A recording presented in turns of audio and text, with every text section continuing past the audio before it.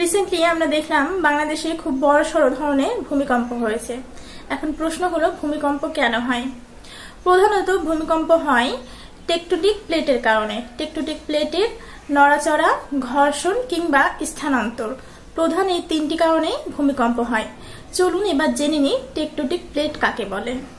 আমাদের পৃথিবী পুরোটা সমতল কিংবা একঠাসা নয়, এর উপরের অংশ কিছুটা ক্রাস্ট বা অনেকগুলো বড় বড় টুকরা দ্বারা সমন্বিতভাবে গঠিত।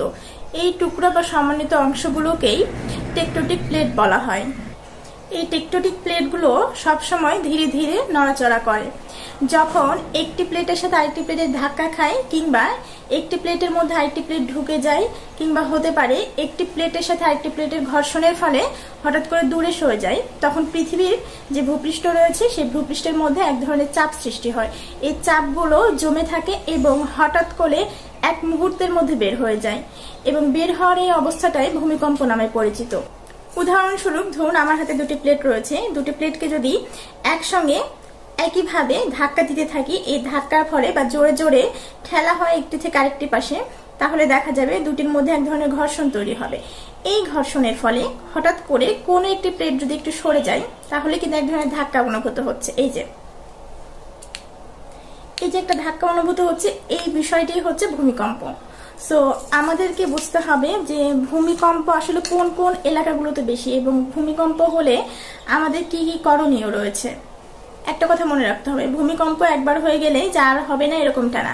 একবার ভূমিকম্প হওয়ার পর আগামী 24 ঘন্টার মধ্যে আবারও দ্বিতীয়বার ভূমিকম্প হতে পারে। বিভিন্ন ভূতাত্ত্বিকবিদরা এটাই গবেষণার মাধ্যমে পেয়েছে, যেটার ফলস্বরূপ আজকে আমরা দেখলাম গাজীপুরে ভূমিকম্প কিছুটা অনুভূত করা গেছে। আবহাওয়াবিদদের মতে বাংলাদেশের ভূমিকম্প হওয়ার প্রধান উৎস হচ্ছে ডাউকি ফল্ট, যেটি শেরপুর জেলা থেকে শুরু হয়ে সিলেটের জাফলং হয়ে করিমগঞ্জ পর্যন্ত বিস্তৃত, এবং ঢাকার চেয়ে বহুগুণ বেশি ঝুঁকিতে রয়েছে সিলেট বিভাগ।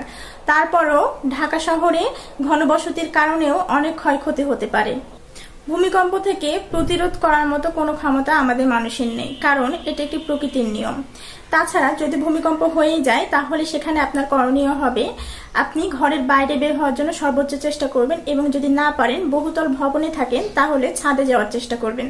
তাও যদি না হয়, তাহলে খাটের নিচে কিংবা কোনো টেবিলের নিচে থাকার জন্য চেষ্টা করবেন। আমাদের সচেতনতাই সবচেয়ে বড় একটি বিষয়। প্রতিটি স্কুল, কলেজ, সব জায়গাতে ভূমিকম্প নিয়ে বিভিন্ন রকমের প্রচার করা উচিত। তাছাড়াও গুগল খুব সহজে, খুব দ্রুততার মধ্যে নোটিফিকেশন দিতে পারে ভূমিকম্প হবে কিনা। সো এই বিষয়গুলো সেট আপ করে নিতে পারেন আপনার ফোনে।